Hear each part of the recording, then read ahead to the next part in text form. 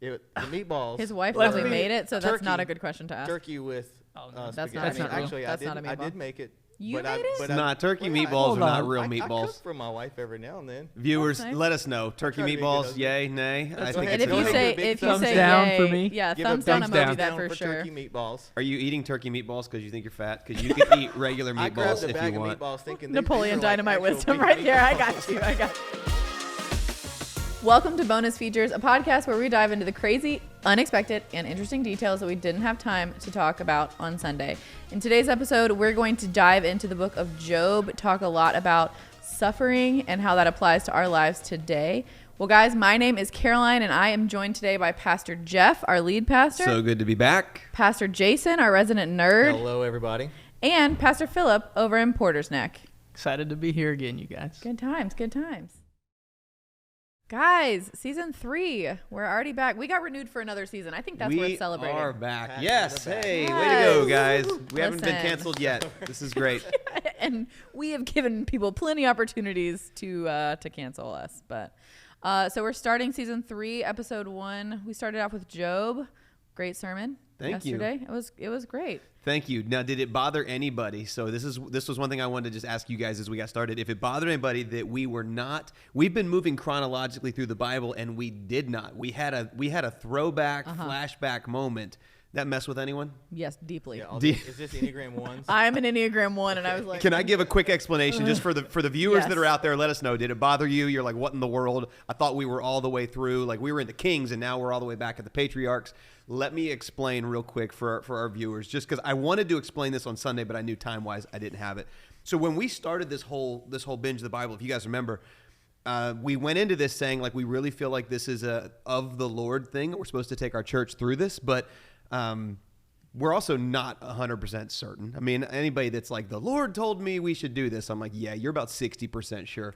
And so that's where we felt. So we're like, we want to teach through this. We're going to do it in series, but we didn't have in mind that this is going to be a chronological journey. And the Bible's not organized chronologically. So when we finally made the decision that we're going to do this chronologically, well, we were fairly well through season 1, and Job was long gone. So then we kept thinking, like, how in the world do we tie back in the book of Job when it really belongs, like, fairly early in Genesis? And we just thought, all right, season 3, we got to just rip the Band-Aid off, cover Job. Let's do a flashback. I mean, isn't it like the best shows? They take you back to a previous moment, childhood. And if we're being honest, the theme of trust, it runs through the entire Bible. And so that's why we took the beginning of season 3 to reestablish the conversation and theme of trust, dating all the way back to probably the earliest writings in the book of Job. And therefore, it made sense to put it now. And then next week, we'll jump back into First Chronicles and we'll continue through. Well, and props to you, Pastor, because it did feel like, because most of the time when a show does that, it's like a filler week. They just need to kill a week so they can get put a pause and get to the main story 2 weeks later. I felt like it was more than a filler week. Well, definitely, it was a great week. Job is a heavy book, as we're about to get into, but I think it's something, I mean, the topic of suffering, every single one of us deal with it in some degree, and trust, we all deal with it. So it was worth talking about. Yeah. So And it's refreshing to see something that we're talking about, like, so the book of Job, you said it was one of the oldest that we have. In fact, most scholars do believe that because of the language and the way it was written, it probably was written before anything, even predating what Moses did. But that same theme was relevant all through the times of the Old Testament, all through the New Testament, and even into our day and age. Right. So it's cool to see a story that just really embodies so much, and you can see it's a big, beefy book. But one of the I like didn't like big, that. beefy I books. lied. Nope. And you we cannot just had lie. lunch. Red flag. Can I Red just flag. vent a little bit? We just had lunch and had spaghetti meatballs. Okay. I Sounds thought you were going good. to say you had a That beefy sounds really 5-layer good, right? burrito. Wasn't good? The meatballs. His wife Let's probably be- made it, so that's not turkey- a good question to ask. Turkey with Oh, no. spaghetti. That's not That's not real. Actually, That's not a I meatball. did make it, You but made it? But Nah, turkey well, meatballs Hold are not on. real I meatballs. cook for my wife every now and then. Viewers, That's nice. let us know. Turkey try to be a good meatballs, husband. yay, nay? I That's think okay. And it's if you okay. say Big if you thumbs say down yay, for me. yeah, Give thumbs a down thumbs emoji down. that for for sure. turkey meatballs. Are you eating turkey meatballs because you think you're fat? Because you could eat regular I grabbed meatballs a if bag you of want. meatballs thinking Napoleon these are like Dynamite actual wisdom beef right there. I meatballs. got you. I got you. And so now I'm Movie still quote. thinking like I want a thick beefy like burger or something, or at least like a thick beefy spaghetti. Stop saying We thick. said I'm trying to thick think of how beefy many too ways I many can say thick times. and beefy. So the book of Job. For anybody listening, Job. this But is the book not a of Job, contest. the Yeah. book of Job, it was a big book, a really long book with lots of good material, a lot of 42 substance. Much chapters. better words. Thank you. But one thing that I think we can address an issue with studying the Bible with this book, that it kind of like works on the other parts of the Bible, because it's something that we as Americans especially, and a lot of the world today, like most of our way of thinking is built on the Greek ideals, like logic, format, epistemology, which is taking like an opinion and developing a set of like formulas and syllogisms to establish a belief, right? Hey Siri, what does epistemology and syllogisms mean? I was just trying to say it. She's listening to you.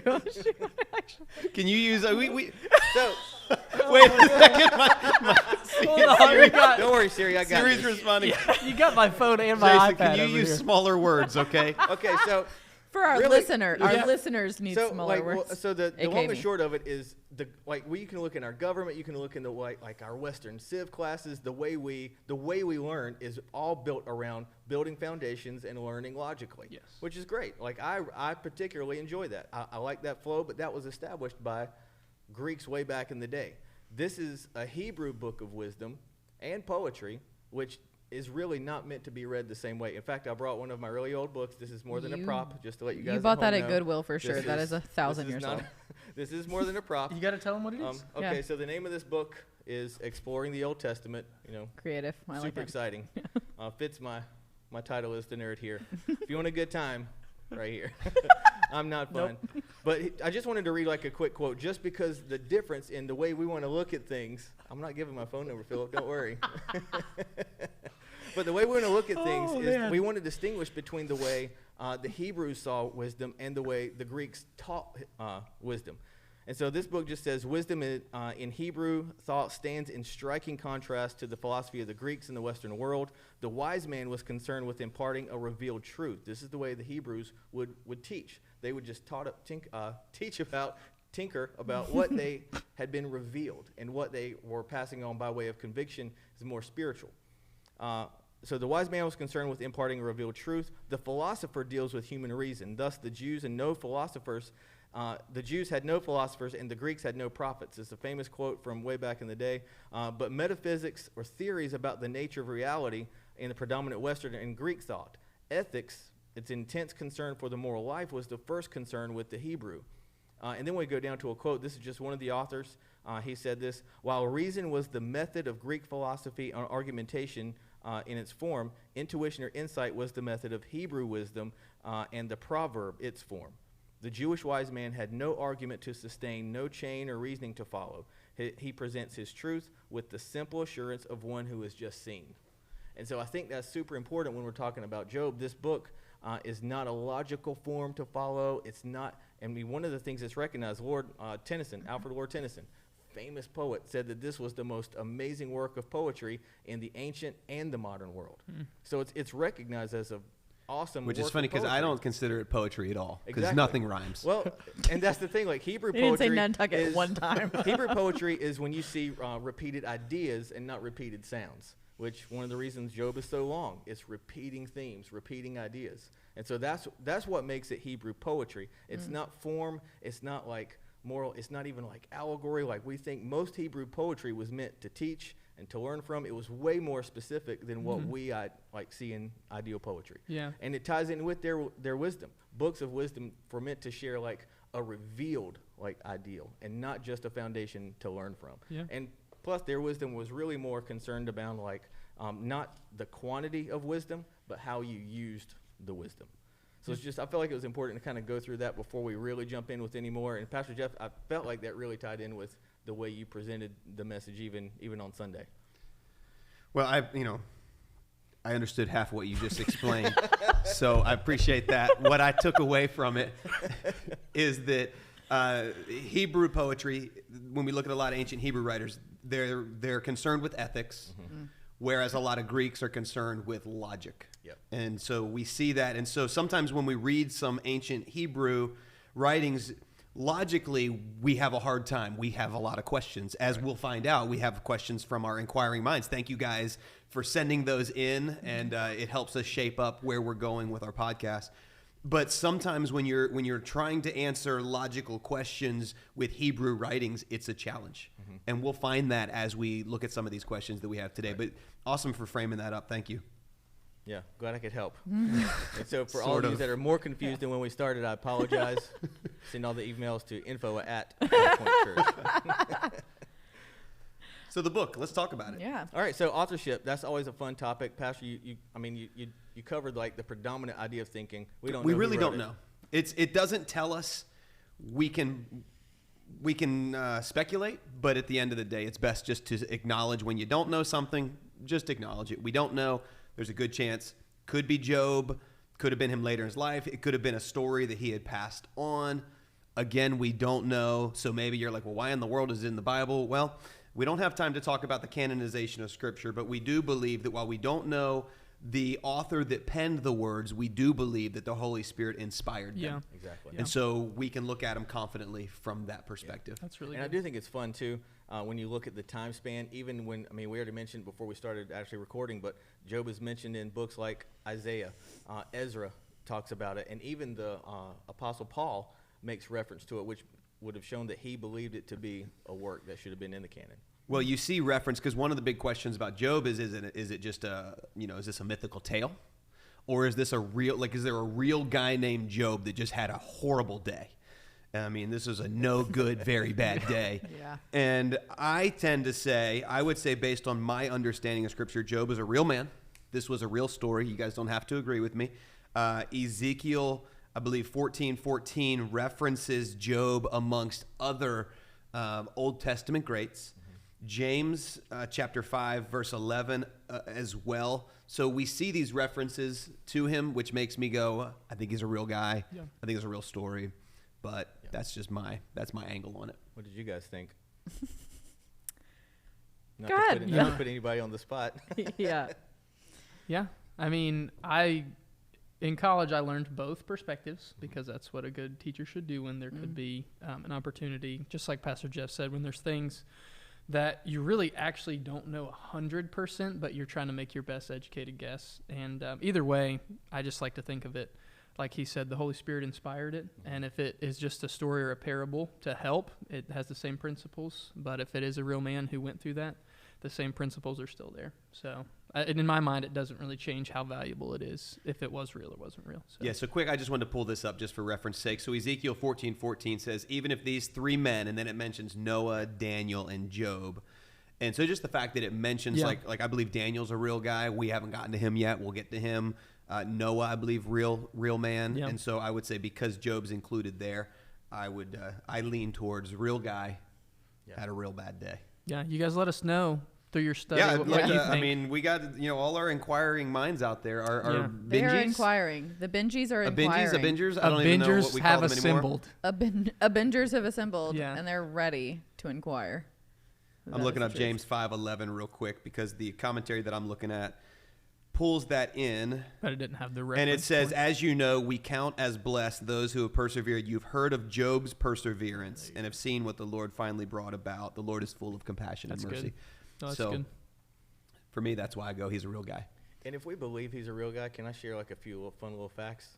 Just if Sure. we believe in We're him. not got time we're for not a fun stopping fact. yet. Is that fun? Hit us with it. Big on All right, fun so facts. well, the first They one, have to like, be fun, though. And they you really do have you to really be have fun. to kind of like think about Job as like a real guy, real story. We know the book of Job is the oldest in the Bible. Authors unknown. The nation of Israel is not mentioned in the book. Just fun. That's just fun. We've been going through the Old Testament. He's mentioned.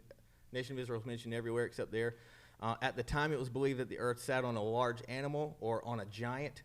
1,500 years before Christ, the Bible spoke of the earth's free-floating space, and this is in Job 26:7. Science didn't discover that the earth hangs on nothing until 1650. Yeah, they didn't know that it was really flat. So that's like An from animal? Avatar. From Avatar, where he's on like the little turtle where it's Yeah, going wait, around. I need to park out there for a second. Do you have What a kind of picture? animal? You're always supposed to bring pictures when there's stuff Yeah, like this. yeah. Like we showed Dagon that one time. I'll Google For it. some Hold reason, on. I'm picturing on the back of a rhinoceros. That's the animal that I'm imagining. Now that's him where we're sitting on getting to the back of. behemoth and the Leviathan later. That's why I'm here. You're today, rushing guys. ahead. That's why I'm here. Right there. We're jumping the gun a little bit. Yeah. But Philip, I'll let you throw that up. That is a Get fun it. fact. That But was I'll actually go fun. through these. So Job mentions Adam, which is the first evidence story of Adam and Eve was recognized long before Moses. The book deals with questions of righteous having to suffer. This is known as the Odyssey, by the way, when you're trying to prove God's point in pain The and suffering. Odyssey. Oh, not the Odyssey. Not I was the like the Odyssey. I was Iliad. like the Odyssey. I don't Iliad? think That that's would be right. Homer. Yeah. The Odyssey. Like, I don't think Oh, it's here's that one of my old. favorites. One of my favorites. The book mentions that air has weight. However, science did not discover this until the 1600s. That makes sense. Everybody Awesome. knows that. It's awesome. No, obviously not. Yeah. You just learned that today. I was today years old. Yeah. No, 12 seconds ago. This air feels heavy. Yes, did I? That's why I'm full of air. That's why All I'm I have a little, is- I'm a That's little why I don't heavy know what right to do now. with my Ah, hands. I have the elephants. This is what I've got. I've got elephants right. This is all I have. We'll drop right a here. picture of that in the notes We'll for tag everybody. it in the show notes. I don't Yeah, think 'cause this if is you're- real. All right, But- hit us with a few more fun facts, and then All right, so a few more. Let's The keep book- moving. The book reveals the Holy Spirit as creator, Job 33:4. This is another great one. Light waves and radio waves are mentioned in Job. This wasn't discovered by science until 1864. And if you're wondering, this is Job 38:35. So just some fun little things. You know, book speaks of dinosaurs. Ocean contains springs. The existence of water springs in the oceans was not discovered by scientists until 1970. So this is groundbreaking stuff. Just fun stuff. Just all fun stuff. Those are fun facts. Okay. Thank you for that. Yeah, I was not sure if that that were was gonna be much fun, more but- helpful than what you Thank read you. when we I'm started so the glad show. I could bring something helpful to the table. Somebody listened to how you opened and was Look, like, I just man, love, that's I great. love, and so I I'm know just not that that smart. all of our podcast listeners, I know you guys you probably have favorites. Some of you connect more with our Brainiac, and so we're grateful for that. And then some, you just like cookies on the bottom shelf, and you connect with the other three of us. So I didn't know who you were going to talk to trying there. to figure out who you were. three Yeah. of us. I don't. We like to think that this podcast is accessible for all people. Yeah. Yeah. Thank you. There was a diplomatic way to say that. Yes. Thank you. All right. So Job, I don't know. I know that Pastor, you covered a lot of it yesterday in the sermon, but I don't know if we wanted to go through a little bit of it just as an overview. But this is going to be this flow, this podcast is going to be much more question heavy, and we'll get into that. In We a did second, have a but- lot of questions. Yeah. But yeah, did you want to go into? Well, yeah, so one of the main questions that is going to come up, and this is probably a great place to start, even in the full discussion of Job, is the heavenly scene. You know, the heavenly scene, Pastor, if you want to break it down just from your reading and even stuff maybe you couldn't say in the message because of the time, do we want to talk about, who is Satan? I mean, I know that's a heavily debated subject. Was he a serpent? Was he embodiment of evil? Or was he just something else? If you wanted to set Right. that up, but this will be So I'm going to go back to and reference what you read in the beginning, that Hebrew poetry is going to deal more with ethics than logic. So logically, I think there's a hurdle here. There's a struggle that a lot of our viewers have asked questions about, and really it's a challenge. And so you look at this, we see this in Job chapter 1, verse 6 says, "One day the angels came to present themselves before the Lord." And so we're picturing kind of this it's almost like this, almost like a heavenly courtroom. And they're making their way in. They're presenting themselves to the Lord. It sounds like this was probably something that happened on a regular basis. And we're told that they came to present themselves before the Lord. And Satan, or Satan, also came with them. And the Lord said to Satan, "Where have you come from?"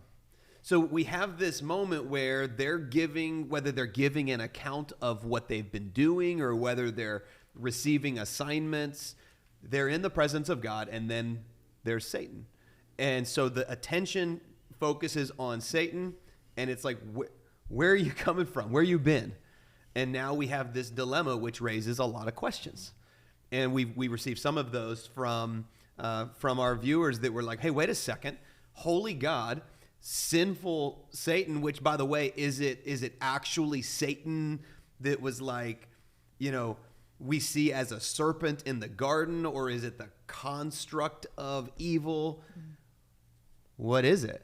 And so it's a big question that it's a tricky one to answer. And then why in the world is he allowed in the presence of God? Yeah. So I really think that is one of the things that leads to people to believe that it's not Satan, because I think it really bothers us. We can't reconcile the fact that something that's not holy can be in front of God. Yeah. So I think that's where the tension from most people comes from. I'm not saying it's my tension. I'm just saying I think that's one of the areas of tension. So this is what I came across that I liked this answer. And just for those of you that are out there, Google's an amazing tool. But it will also lead you down a ton of rabbit trails. And you can't believe everything that's on the internet. I know that's kind of a crazy thing to understand. But just because it's on the internet doesn't mean it's true. But I did think this was a good answer. And we can put a link to this in the show notes. But it says, Satan was originally one of God's holy angels, but he rebelled against God and was cast out of heaven. We see that in Luke 10:18. That was only the first stage of his judgment.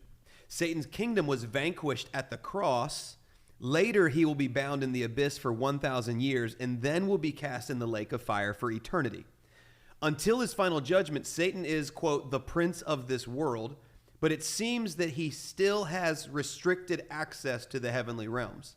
And so in Job 1:6, Satan stands in the presence of God. We also see a similar situation in 2 Chronicles 18 through 21, which we'll get there in a few weeks. It involves a lying spirit. And here's what it says. Since God is holy and absolute without sin, and since he will not even look on evil, Habakkuk 1:13, how can Satan be in heaven? And the answer involves God's sovereign restraint of sin. Satan stood before God to give an account of himself. God initiated the meeting, led the proceedings, and remained in absolute control. The result was that Satan's power was limited and God was glorified. Then the article goes on, and again, we'll drop that in the show notes, but I just thought that was interesting perspective on it. I think that's great. And I mean, and really the biggest areas of confusion were because people, we just really want to know what's heaven like? Like, how does it work? Like, how does God set up his court if he's anywhere and everywhere, but how does this work? And I think those are some of the big questions. And then even with the language that's involved, because we do see like the same word used for Satan in this passage in Job is used for adversary. It's probably like better translated, the word adversary or opponent. But we see those in other places in the Bible. Like whenever Jesus calls Peter, get behind me, Satan, he's using the same word. And we see it in other places where that word is used to, like, somebody is calling somebody that. So it may not, most people would say it may not mean that it's like Satan incarnate or, just the prince of darkness. Personally, Pastor, I kind of jive with everything you're saying because I've read a lot of stuff, and it seems like most of the stuff that is a little different from what you were just reading, it seems like it reads in an overly human way. Like, because granted, we are very limited on how we can understand the heavenly realm anyway, so we're not going to be able to understand it. This is a question that won't be answered. But it seems like most of the stuff that I read that tries to read that it's not like that opponent, it's not that arch enemy of God. It just reads in more of a from a human way instead of trying to attain a transcendent understanding. Because God's not bound by the same things that are bound on this planet. When at the same time we recognize Satan as one of the authorities and one of the powers that are here. And so I kind of jive with that, but I mean, it's definitely easy to see where the controversy kind of comes from. But I tend to agree with you, Pastor. Well, I'm not just saying that. I don't know that we're really going to know, but it is fun to talk about it. Yeah. And again, there's a lot of other thoughts. You guys Google them, let us know what you find. Yeah. But they're definitely, different perspectives on that. But I do like the fact that when we look at this, we realize that that God was allowing this moment. Yeah. So, again, Satan still is subject to God. So I feel like, Pastor, just to kind of take it back old school, Pastor Philip Caroline, I don't know if you guys understood, but I watched Superbook a lot back in the day. I'm familiar with Superbook, but I never watched Superbook. Is it similar to Rugrats? Because I'm familiar with that. It was like the Bible was a time machine, and these kids could go back in time to the Bible date, and they got to experience Bill and Ted's Excellent Adventure? Kind of like Bill and Ted's Excellent Adventure, except with the Bible instead of a telephone booth. But in that, they appear in the heavenly scene. And it shows like Satan walking in with like a black trench coat, and he's got like red hair, and he's got a green face, and he's just really, really sinister. And they portrayed it like he snuck in to the kingdom. And so for a long time, like, I believed that he just kind of snuck in and he was up to no good and he was going to foil God's plan. And so that really kind of tainted my understanding. And when I started reading this, I read this from my perspective. Mm-hmm. And so I think it's really important to kind of get to the bottom of and how to see these things for what they are. Are you trying to at Superbook right now and tell them that they did it wrong? Is that what you're trying to? Well, for a kid, it did get me interested. But I will say, like, I never read Job for myself until somebody said, hey, there's evidence for dinosaurs in there. And that was when I read the book of Job for myself. I actually get that. I feel like I get that question from parents and kids a lot about dinosaurs. So that's, I mean, just point them to Job. And not Kids Barney. love dinosaurs too, and I don't know. It never clicked for me. It was never like. You were never a dinosaur guy? Nope, never a dinosaur Not guy. a dino Were guy? you a monster truck type person? What were More you? monster truck and I love wrestling some than monster dinosaurs. trucks. I feel like there's a Like there's pro a path wrestling? everyone Yeah. chooses. Yeah. Like wrestling, like wrestlers, Wrestling. like No, pro wrestling. It's not wrestling. It's wrestling. Wrestling is Oh, what you do I in am- high school. Wrestling is what you do. I don't. Where? When? No. WWE. Come There on. you go. Oh, okay. There it is. There it is. What did you guys think I was talking No. Oh, about? I was with you. Wrestling. Yeah. Okay. Yeah. Anyway, yeah, we had Yeah. Job. Yeah. Job. Not We Job. digress. Yeah. So, but let's just pick up because much of this book is a lot of back and forth. Like when I talked about this breaks into 3 sections. You have his devastation, you have his debates, and then you have God's deliverance. But before we get away from this Satan and this conversation with God, I think it's important. Like one of the questions we got to ask ourselves is what does this book mean to me? Like what do you and I, what are we supposed to do with this? And I think a big question that raises up is Satan has a point here. He says, he talks about Job and he's like, of course Job loves you. Of course Job reveres you and fears you. You've blessed him. You've given him everything he could ever want. Of course he's going to bless you. Yeah. Take away the blessing and now see how he treats you. And I think something that we ought to look into our own lives and ask, like, do I love God because of who he is, or do I love God because of what he has done for me? It's like being a parent. Like, do my kids love me for me, or do they love me for what I give them? And if I stop giving them, will they still love me? And what Satan's saying is, you take all these blessings away, he'll curse you to your face. And so that's where this, this kind of God gives him permission to go after everything but his own life. And he experiences all of this. I mean, I talked about it on Sunday, but it's terrible. I mean, he loses practically everything except for his wife, which, truth be told, she probably should have gotten Keeping her was the punishment. Smitten, Smite? smited. Smited. Yeah, it kind of would have been better off if she was gone too. But then Satan came after him personally, and he still didn't curse God. But I think the question for all of us, even for our listeners to wrestle with, is, do I want God's hand, or do I want his heart? Do I want do I want the blessing, or do I want the blesser? Yeah. And so often we go after the blessing, but if we understand, if I can go after the blesser, the blessing becomes the byproduct of that.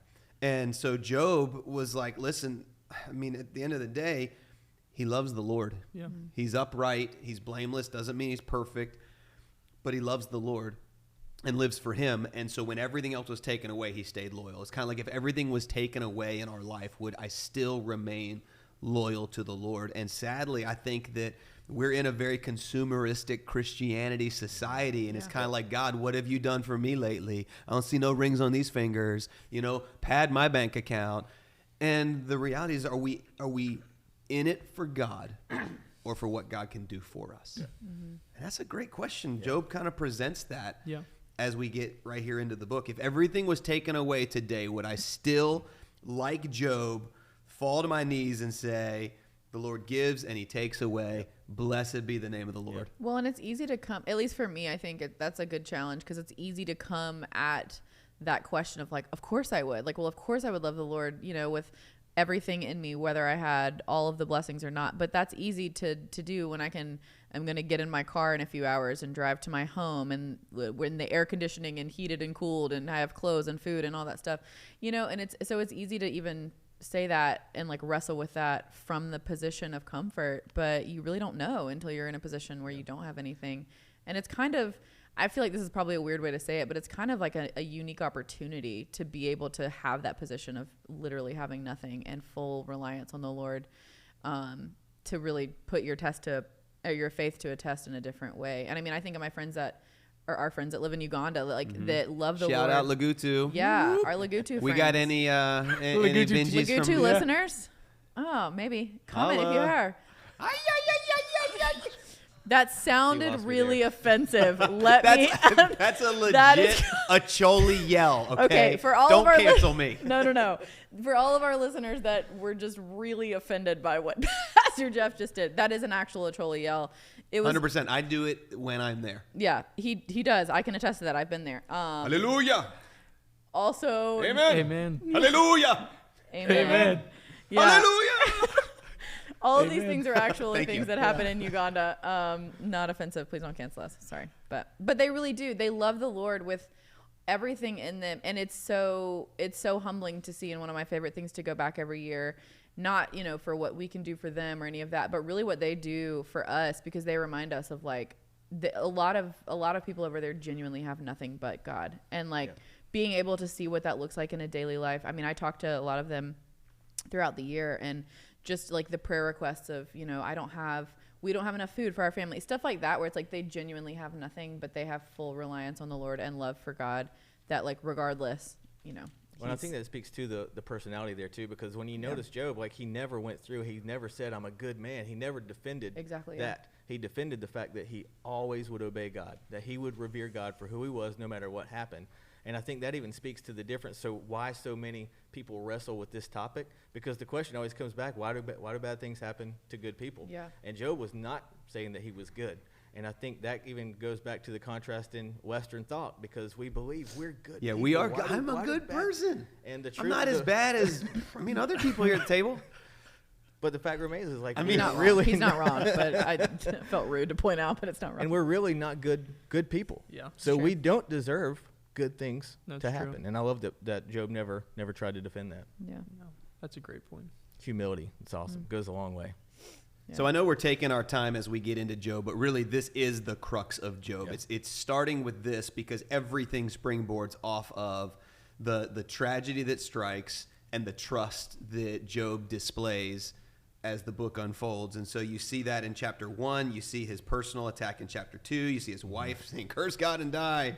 And that's She great. seems cheerful. She, maybe she's, I don't know. I'd love to know more about her. Like, that's her one line. That's all you get. So here, I want to kind of defend her a little bit. Oh, because good luck with this. Weird flex, but okay. I don't think what she said, and that is not appropriate, obviously, to curse God. Here's what I felt in that moment, because that's a big question, too, of like, your one quote in the whole Bible, this is what you got, girl. Like, this is what you put forth. Here's your line. You lost 10 of your children and everything as well. There's Yeah. the emotional outburst Gotta give you that. that happens where, we've all had conversations with the Lord that were not probably the most kind towards him in the emotional outburst. Now, Okay, that's fair. to give a perspective, not to say that you should ever curse God. Listeners, don't do that. But he can handle it.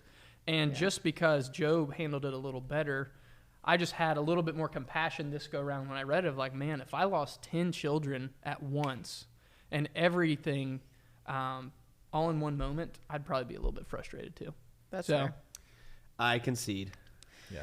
Yeah. Good point. Well, so jumping into the rest of what we're going to talk about, we have in the long history of our podcast have had multiple segments, and one of them is Inquiring Minds, where we've talked about our Avengers/Benjies. We haven't wrestled on it. I'm not settled cool on a name with here. We're wrestling now. Benjies. I'm going with a Benjies. See, I'm team Benjies because it feels a little edgy. You know what I'm saying? I think of the dog Benji from the old movies. Oh, watch that Benji? took all the cool Ruined right it out of from it. you. Yeah, that's never It's mind. Avengers. Okay, so Avengers it is. They've assembled. That's me. I ruin things. So this, yeah, thank you. So this podcast episode really is going to be centered around our Inquiring Minds, mainly because there are a lot of questions. There is a lot to go through. Different perspectives and different things. We've already hit on a couple. Talking about Satan, person or not person, and all that kind of stuff. But if you have questions in the future about future episodes that we do have, we have an email that's set up. It's podcast@lifepointnow.com. You can submit questions to that for any future things. We'd love to answer everything that we can. We might not be able to get to all of them all the time, as our Avengers like to remind us. But we love you guys and appreciate you guys submitting questions. So, because it makes it more fun for us to talk about. And, we want to know what everybody is really actually thinking about, and not just the things that we think they're thinking about, like the different songs that come to mind and, whatever Superbook is. So, all right, as we jump into some of those questions. So one of the ones I think we kind of already touched on, how does Job apply to your life? But I think that is an important thing to kind of park out on for a second of like, what are some actual practical things, not just as a general idea, but like what are some practical things that maybe we can settle on? Because I feel like as a, somebody who's led small groups for a long time, as we all have, the question of, why do bad things happen to good people, it comes up a lot. So even the idea of what are the things from Job, like the takeaways from Job that I can really apply to my own life and also to other people. Like as you see them suffering, it feels almost insensitive to say like, well, God's bigger than, losing a child or a cancer diagnosis, like things like that are really serious and heavy. It feels kind of insensitive sometimes to say like, but God's bigger, but so what are some takeaways that I feel like you guys make it applicable to your life and others? I think the first thing that comes to mind for me is the fact that we give Job's friends a hard time, and we'll probably talk about them here at some point, but they were present. And so I think one of the struggles that I see in our world today, we've obviously dealt with isolation. It's something that's been front and center because of the pandemic that we've weathered, but it's also caused a lot of people to navigate life on their own. Yeah. And when the bottom falls out, the real question is who comes running. And Job had friends that came and they sat with him for 7 days. They said nothing. Just their presence. And I think one thought is this, like if your world implodes tomorrow, who comes to the rescue? Who comes to sit there, not to offer answers, but to just be present? And that's the power of having people in your life. And I know that a lot of people, what I've learned about our communities is so many people are transplants.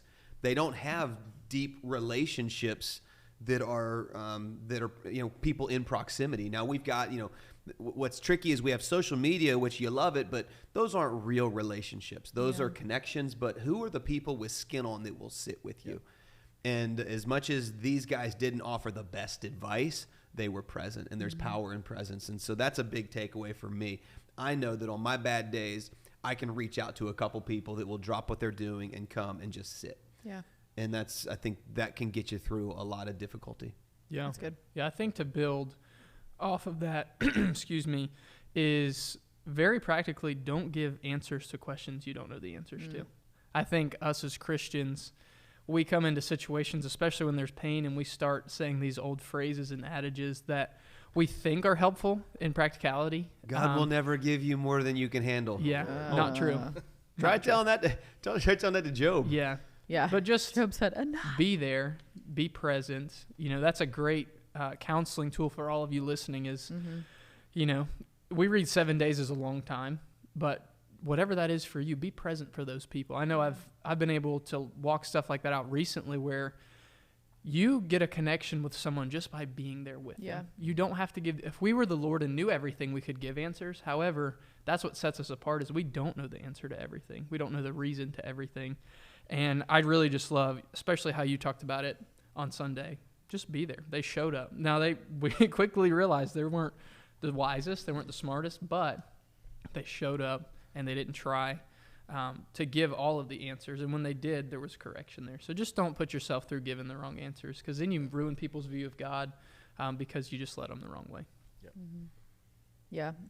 Well, I think that's a good opportunity to talk about the three friends. I know you kind of unpacked that a little bit in the sermon, and for listeners, I would definitely encourage, if you haven't listened to it, we'll drop a link to it to go back and listen to. It was a pretty good sermon. It was very good. Yeah, we got a lot of positive feedback from people that were good in different phases of struggling and all of that. Sure.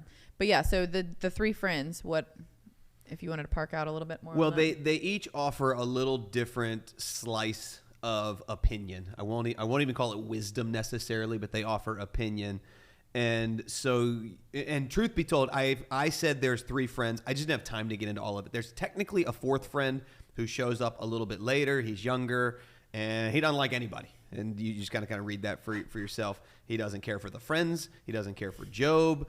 I don't even know if he's considered a friend technically. Everybody has that friend though. Yeah, It's just the negative one guy energy. that's like, yeah, he's anti everything. So friend one, Eliphaz, we get this idea. He's the oldest. He's intellectual. He's calm. He's dignified, strong, has these religious prejudices. And, you would say he's got a kind heart but cold. And so you get his perspective. Friend two, Bildad. The idea here is Bildad stands for tradition, wisdom of the past, has got answers for everything in neat formulas. Well, the reason that this happened is because of this and this and this, and if you had done this, then this could have. So you get this idea from him. And then friend three, Zophar, which is more practical common sense. He has deep convictions, wants to get things done in light of his convictions. And so you see that. And then I believe it is chapter 12. Nope, that's still Zophar. Somewhere you get Elihu. Let me find it. He shows up 32. I was way off. 32, Elihu shows up. And he's basically like, look, I'm younger than all you guys. And he starts chiming in as well, trying to put Job in his place and put the friends in his place. And so those are your friends who chime in. But I still go back to the fact that they were present. Yeah. So there's power in that. Yeah, that's good. All right, so moving on to one of our next questions. Was Job, that grammatically is struggling. I'm struggling with that. Were Job's sacrifices for his children acceptable payments for their sins? That's a great question. I mentioned that briefly in the sermon because I was trying to establish how much Job loved the Lord, how loyal he is, what a great family man he is. And we see right there in chapter 1 that his sons used to hold feasts in their homes on their birthdays. They would invite their 3 sisters over. They'd eat, they'd drink. And when a period of feasting had run its course, Job would make arrangements for them to be purified. Early in the morning, he would sacrifice burnt offerings for each of them, thinking, perhaps my children have sinned and cursed God in their hearts. This was Job's regular custom. What do you guys make of that?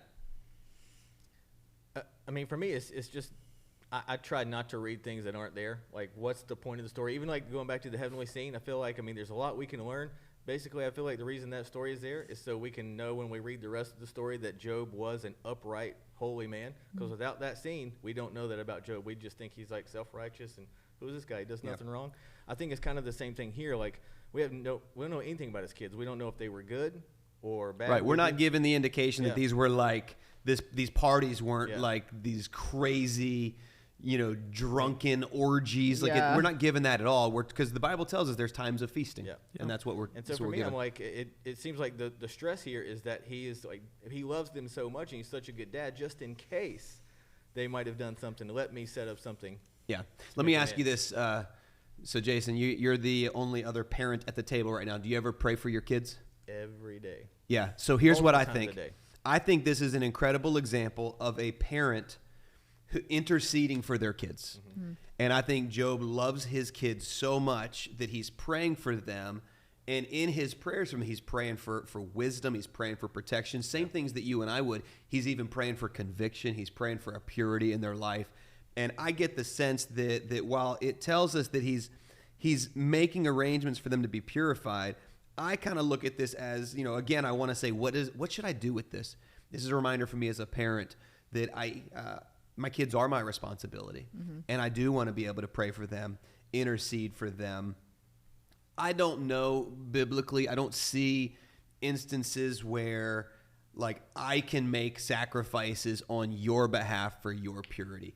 Maybe somebody's, knows a few verses that I haven't turned up looking at that, but I do think that what we're seeing here is a loving father interceding for his kids, and I would say that's the takeaway. What do I do with this? Should I start making sacrifices on behalf of my kids? No, but you should go to God on behalf of your kids. Well, we had a dog.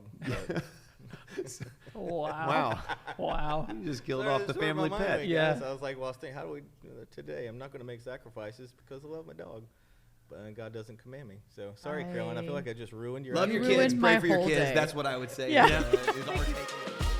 And now a quick break for today's unofficial sponsor, Groups. Life is not meant to be lived alone, and our small groups are designed to help make a large church feel small. We believe life change happens more frequently in the circles of small groups than in the rows of our weekend services. When you join a small group, you have the opportunity to build lasting relationships, study God's word, pray for one another, and apply biblical principles to the challenges we face in daily life. Groups meet on campus and in people's homes, and we offer a variety of options for all stages of life and schedules. To register for a group, visit lifepointnow.com/groups. That's lifepointnow.com/groups. Now, back to the episode. Yeah, moving on to the next question so I don't cry. Okay, so this is an interesting question. I like this one. Does Satan have control over the weather? After God gave Satan allowance to interfere in Job's life, we read, "The mighty wind comes." And that is chapter 1, verse 19. Fantastic question. Jason, why don't you break that down for just a moment? So one of my favorite verses that I feel like kind of sums up the idea of God in Job comes from Isaiah 45. The end of verse 6 says, "I am the Lord and there is no other." Verse 7 says, "I form the light and create darkness. I bring prosperity and create disaster. I, the Lord, do all these things." So, I think that's kind of the overarching idea even in Job is that, God is above all, and Job recognizes that. All these things, we understand that Satan, the adversary, the opponent of God, the opponent of man, he can't do anything without the say-so of God. And that's why he's going to him in the court. Yeah. But and also see examples of that in other places. But we also see, like we read before, he's also the prince and authority of the air. He's been given authority over our planet and over our atmosphere. So, for me personally, I do believe that he has some say-so, he has some control, but I believe it's nothing that supersedes the authority and the control of God. Yeah, one scholar says this: "We can only conclude that Satan swings great power over the weather. Not all power over all weather, but some power over some weather, to the extent that God allows. The devil has supernatural power at his disposal to direct the elements to accomplish his evil purposes." Yep. So I would say in this instance, because God granted permission, Satan could then do this. Yeah. And so one of the things that also does in the book of Job is it shifts blame from Satan to God and saying, "Oh, look what God's doing in your life. You must be living a horrible life because God's punishing you." Mm-hmm. And then we see that in blame. You also see in history, every other major religion, there was some kind of personification of evil, whether they ascribed it to a god or a goddess or a deity. Judaism never did that. In fact, that was one of the places that I got from this verse in Isaiah, was looking up that God never said that I am the ultimate authority, but there is an adversary. There is somebody that's going to wreak havoc, but he does no more than what I allow. Yeah. That's good. Okay, so the reference here is Job 1:6. The question is, does Satan still have access to heaven? Is that why the Lord has to banish him to hell in Revelation?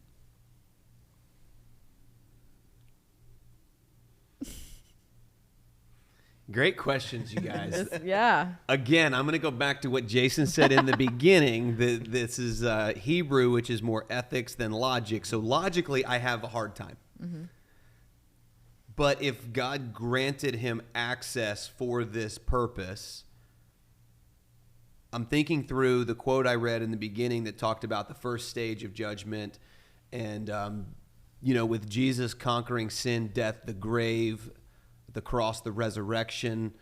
That was almost like second stage of judgment, then banished into the lake of fire for all of eternity. That makes me feel like he has freedom in this world. I don't know about access to heaven. Yeah, I think you can disagree. I'm just thinking out loud. Well, I think about any king, any king ever, who comes into their court, only who they allow. Protocol decides, and if you get into the court when they don't allow, then there's some heavy consequences. And when you look at Satan, there's a lot about Satan that probably changed from when he was the angel of light to now. I still see him as, he's an angel, just not an angel like we see. He's still a subject to the Almighty. I think he's still he has to answer God's beck and call, that he has to recognize God as king. And I think that's one of the reasons. I believe that he is constantly devolving into a more state of depravity and evil because of the bitterness and the pride, because he is the indwelling of pride. But he's still subject to God, I think subject to being recalled to his court. That's personal opinion, but I got nothing else to add to it because, again, I don't know. I kind of like to think about this. So we went from Job's devastation to Job's debates, and this is a quick fast forward, but I use this to preface that when Job was like, I want an audience with God, and then he was like, he got it, and God just started hitting him with question after question, we come to the conclusion that Job in his like finite mind can only grasp so much. Yeah. We can't even wrap our minds around we're never going to understand the whole of God. And I would lean in this type of a book, I would lean on that. And I don't mean that as a cop-out, but my mind can't grasp the heavenlies, the ways of God, the permission of God. Because even when you look at this, like, God is good. So this looks horrible. But what we don't realize at this moment of the story is God is working it. The end result is good. Yeah. And so but that makes my head hurt to go, how can something so awful turn into something so good? God knew the end from the beginning. And so I can't grasp it. I don't have an answer. And for that reason, I'm out. I feel like this podcast is doing a lot of things for me personally, and one of the things is realizing how many questions I don't have that I feel like I probably should, because I'm not one to read something, and I'm not a deep thinker. No comments, please. But I also, we're good. But it's like, so I just read something and I'm like, I take it. So it's challenging me personally to really try to dive a little bit more into things, because then people ask me questions and I'm like, I literally have never even stopped to think about that. So something like this it's good. It's stretching. And, our inquiring minds they do be inquiring. No, they say a mind stretched by a new idea never returns to its original size. That's awesome. I love that. The hand gestures were Do they say phenomenal. There is a quote that says something like that. You lost it halfway through. But original size. a mind once, it's got to be your mind. It's got to be. If you ain't first, you're last. That's what it says. That's what it is. That I've heard. Reverend Ricky J. Bobby. Ricky J. Bobby. Where's the hedge that I can slowly back Back into into? like Homer Simpson? That is fantastic. All right, well. This is a new table, so you watch out. You might kick something under there like I did. All right, so Job 16, 19 through 20. Job references an intercession in heaven on his behalf. Is there a reference to an intercessor somewhere in Genesis, since that is the best estimate time placement? Or is this the first reference in history of an intercessor on our behalf?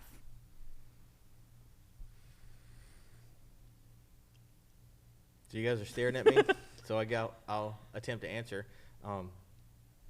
I think there is precedent. I mean, if you read in Genesis, especially like more of a literal Hebrew translation, you see like the full embodiment of the Trinity there at creation. So, and if Jesus is our intercessor, then he's always been there. Jesus is there. So yes and no. But even if you look down, one of the questions we got was from Job 19:25, and I'll turn there real quick just to get so you can kind of read it with me or hear it with me. Got it. Pastor, you want to read that? No, I just wanted you to know. Bible drill. Got there before you. Yeah, I'm there. Were we supposed to let them know we were there? Oh, I've been there. Sorry. Got it. Yeah, all right, so 19:25 just says, I know that my Redeemer lives, and that in the end he will stand. Redeemer lives. Is that Nicole Mullins? Is that I know that I know that I know that I know that I know that I know that I know. There's a lady at the first church I worked at that was her special. She sang that all the time. You can sing her above everybody whenever. Yeah. I don't know what just happened. So, Yeah. We'll but have to play that one I later. love the language. To him this morning, he lives. I love that you know the ad-lib part. Oh. But it says, I know that my Redeemer lives, and that in the end he will stand on the earth. And so I love the language there, Redeemer, in an Old Testament book. Is probably better translated vindicator. And so I just believe it's one of those things that Job was just letting us know how he sees God. Even as an intercessor on his behalf, he believes that if he stood before God, that God would be his vindication. And so I think that's who he's talking about here. I could be wrong, but I'll go with it. I'm very impressed that you kept a straight face while there's a ballad going on across the table. when you have my attention span, you have to practice. All right. Well, so this next question is shifting gears a little bit. So the adversary attacks Job in the physical, emotional, mental, and even subconscious, to where he was haunted by pain every second of his life. Yet Job could have committed suicide. Broken pottery to remove his sores would have been easy, but he kept hope. During an era of extreme depression and suicide, how can Job be used as a light for those in need, and why don't churches use Job more to do that? You know, I've never listened to a message that linked Job to mental health or suicide. Have you guys ever heard a message that I haven't? It's a good question. Usually when it's something with mental health, you're going to get, Elijah in a cave, The cave, yeah. Being in a dark place, time to come out, time to rest, time to eat, time to, refocus. But I've not heard a message that linked this. I think it's a good question. I think I would say for Job, you certainly get the idea that, man, he could have ended all of this suffering, but somewhere in the core of him knew that God had a purpose. Yeah. He didn't like it, but it was almost like somewhere in the core of his being there was a resolve that God is still God and still good. And I think I would say that my summary of Job is that he was clinging to that. And you even see it where it almost seems like it's slipping through his fingers at times. Yeah. But he wrestled with God.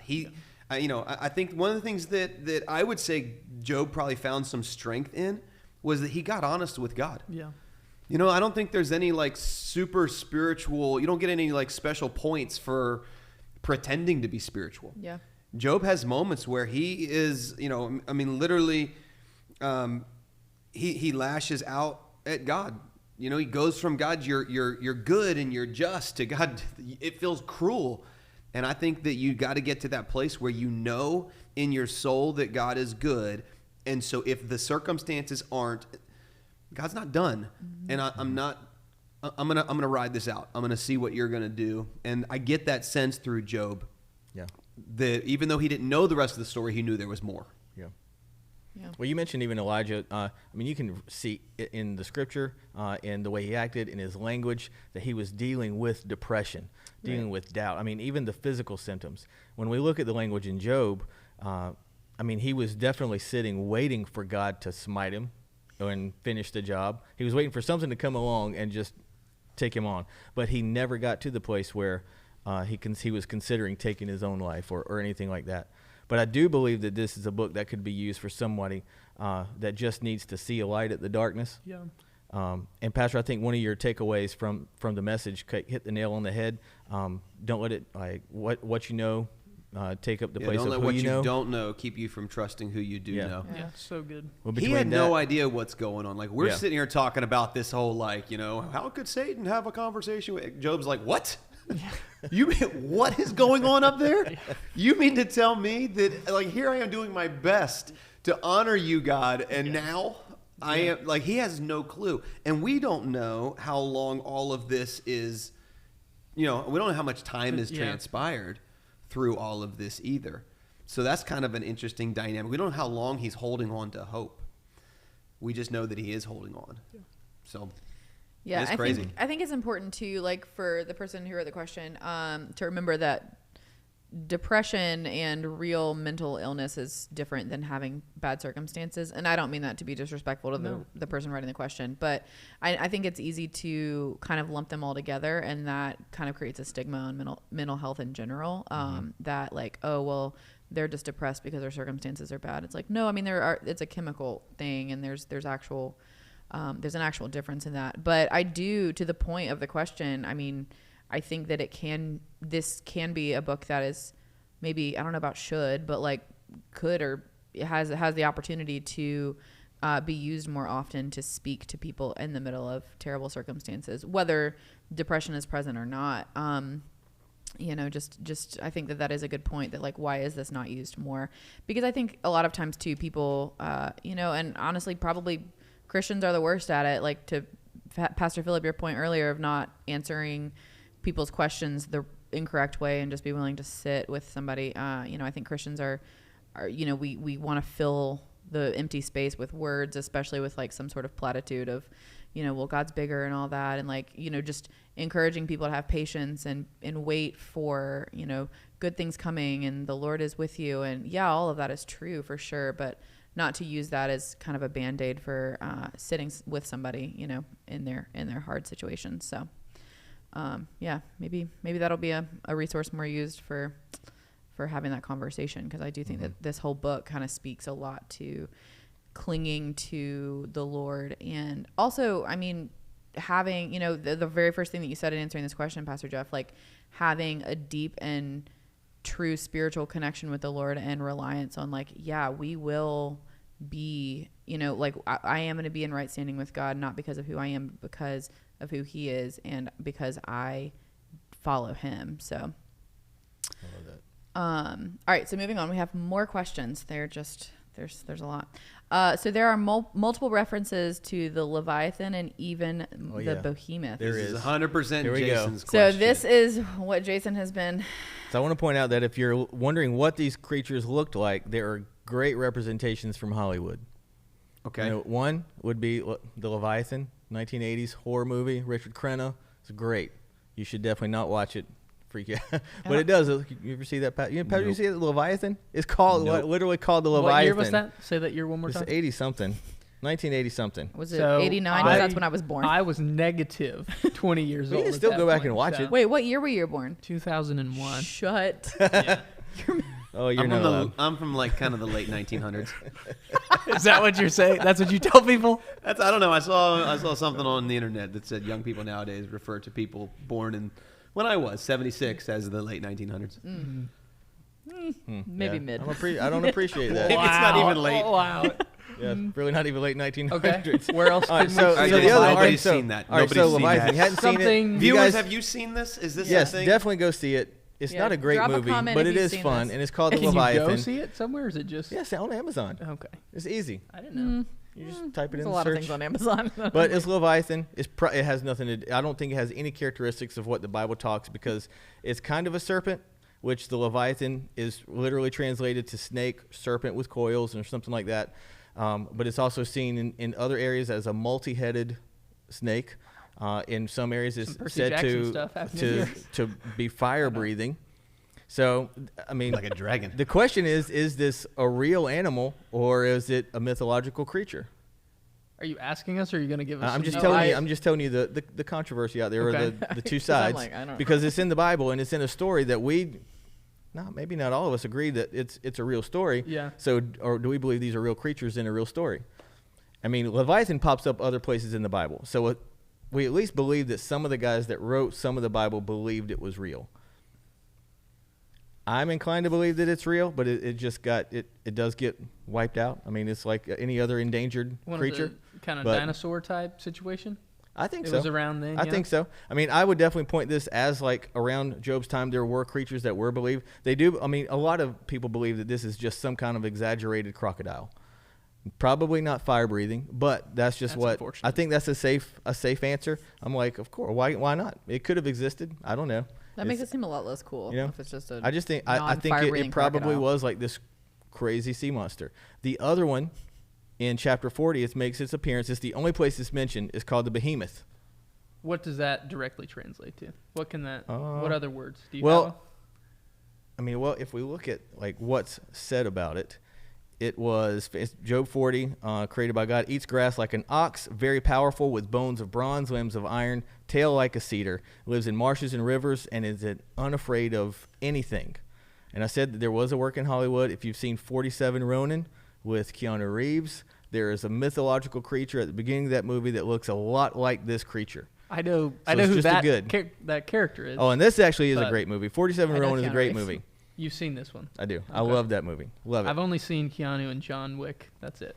So Most important I was movies trying there to are. think of his last name the other But day. Reeves. Wick. So the Behemoth No. is fun because a lot of people believe it was just maybe like a hippopotamus. Hippopotamus, if you've been to Africa, you know, one of the most dangerous animals in Africa. Keep up anonymous. And it does eat grass. But at the same time, like what they're talking about is a hippopotamus is not big enough. So actually, what was it? A lot of scholars do believe that this is referring to like some kind of dinosaur that lived on the land that would have been around in the time of Job, maybe even towards the time of Abraham. but just no longer exist. So, but I think they're fun to talk about, especially along with if you're like, this is a real story by a real guy, or was it a made-up story just to prove a point with other mythical creatures? Like, so where do you sit? You're asking You that got question. of course. The way you conclude is always leaves me wondering if you have a question or if you're making a statement. I'm just going to go like on input. record to say I have never studied anything about Behemoth and Leviathan. So Have you said the word behemoth, though? yeah, probably in reference to something being really large. Yeah, like a large cat. That's The behemoth cat. yeah. No. That I have said, Yeah. but not in any other context. I want to believe they're real. Well, see, and that's do. part You of think my it's point. the Like, Loch Ness Like, monster? yeah, we were talking about Yeah, Nessie. Nessie. I Old definitely Nessie. don't believe it's the Loch Ness monster. I don't don't believe in believe- that. I don't believe in Bigfoot either. Dragons? Sorry, I Matt. don't believe in dragons, unless you believe in the Leviathan, and then I would say yes. I think God's cool enough to do that, so But I I kind of will- want to go with that one. And I will point this out. that Isaiah C? 27 Answer C. starts out, in that day the Lord will Firmly. punish with his sword, his fierce, great, and powerful sword, Leviathan, the gliding serpent, Leviathan, the coiling serpent. He will slay the monster of the sea. And that's in Isaiah.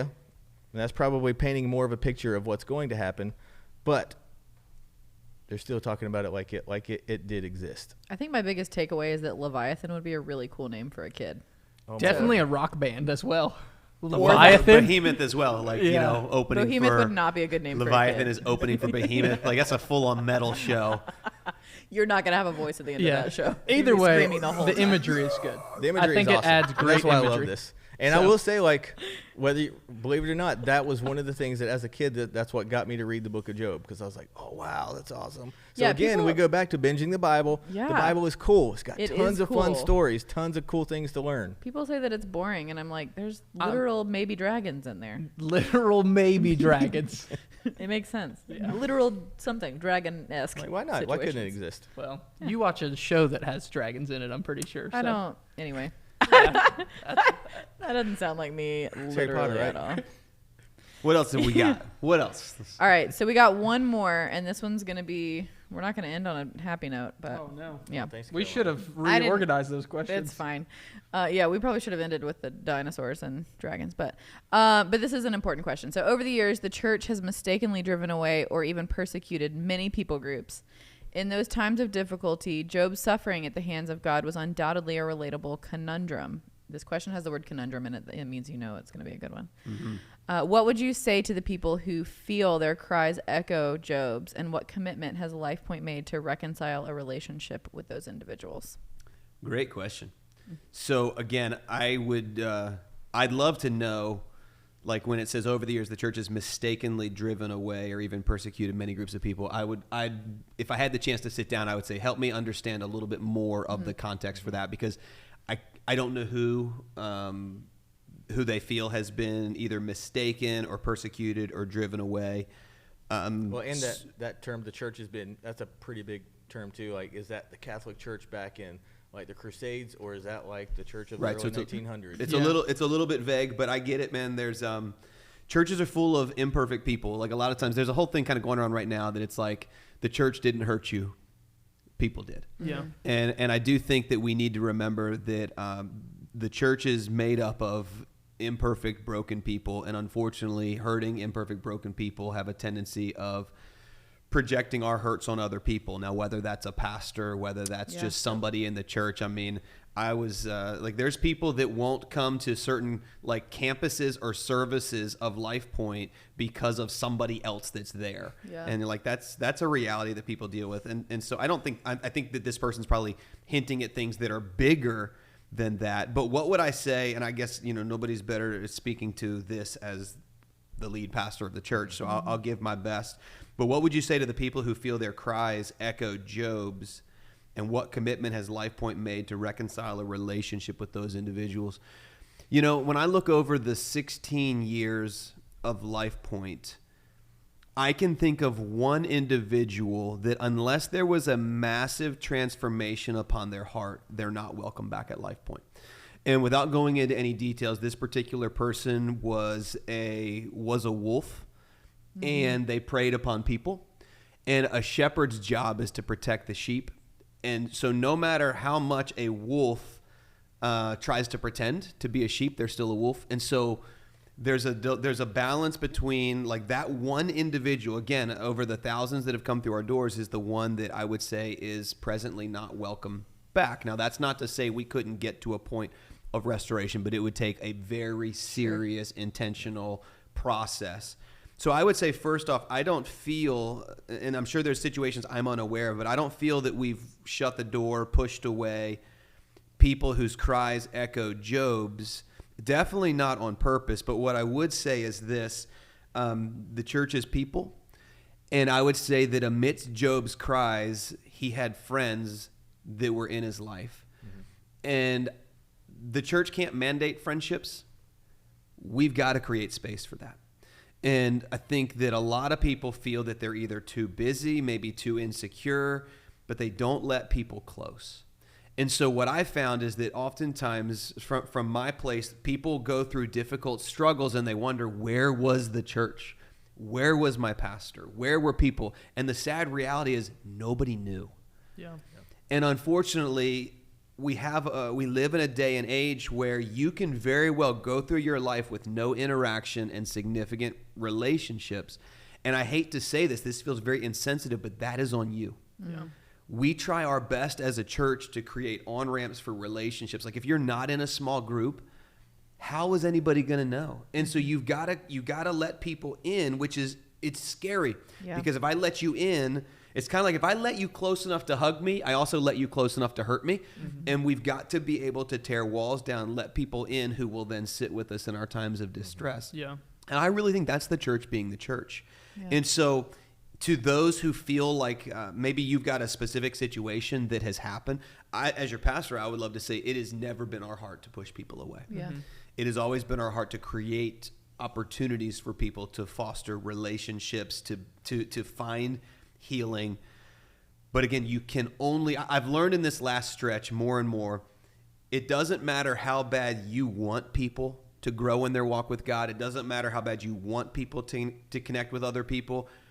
You can't force it. Yeah. You can create opportunities and you can encourage and inspire, and hopefully people will take those steps. And what I would say to that person is, if there's somebody that's offended you, you have the responsibility to own that and then begin to walk out a process of healing and restoration. If you're isolated right now, obviously the church needs to create opportunities for connection, and we do that through groups. We do that through our teams where we serve. But you've got to take these opportunities. You can't wait for somebody to come and just find you in your isolation. Yeah. Yeah. And you need to become a part of that. And I would also just say that if you have been hurt, I'm sorry. Mm-hmm. Like, I'm sorry. When we moved here, I mean, I think about you, Philip, like your dad and I, we dreamed of a place that hurting people could find help. They could find healing. They could find relationships. And I would say that thousands have, but that's not to say that we've handled everything right. And if you have been wronged by leadership of our church or a church, I just want to apologize to you on behalf of the church. Man, we're learning and we're figuring out, and we are messed up, but we are a people of grace who are living in it and trying to extend it. And I would say, please forgive us if we have failed you in some way. Mm-hmm. And let's make that right. Let's figure out how to bring healing into that difficult place. Because like Job, God's not done. Yeah. He's got more. So that's what I would say. Very long answer. Sorry if I drug that out. That was but fantastic. No, yeah, we want to see healing, man. We want to see wholeness. Yeah. Your life, this city, all of it. Yeah. I've heard, I heard a quote one time that was, luckily I encountered Christ before I encountered Christians. And that's kind of always been my motivation to be the kind of Christian that really does point people to Christ and not just religion. And I think that really at the heartbeat of this, of like the church, obviously the capital C church, not, Lifepoint or anybody specific, but, persecuting people groups and isolating, or ostracizing people from, coming into the presence of the Lord is never the goal, and never what the church was meant to be. And so, yeah, I think that's good. That's a good reminder. Well, guys, I think we just binged it? We did it. Did we do it? I mean, we didn't talk about the ending, but that's fine. Oh, it's in there too. So we didn't do it. We didn't wrap it up, but we did in the sermon. We basically, right. God So you got to go back and watch restoring. it. So yeah, this is the bonus feature. You don't get to not watch the sermon. You got to watch the sermon too. Because if you want to know what ended, what we can say is the Job is done. Oh, you've been sitting on it this whole time. You wrote it down in your notes to make sure. You said, good job, Philip. You patted yourself on the back right there. Scene. End scene. That's a better way to conclude anything than I could ever come up with. Good job. Good job. That's going to do it for today's episode of Bonus Features. If you enjoyed this week's episode, like this video, comment, and subscribe to our YouTube channel or to the pod on any streaming services. If you have questions about today's content, email podcast@lifepointnow.com. Don't forget to follow us on socials at LifePoint Now, and have a great week.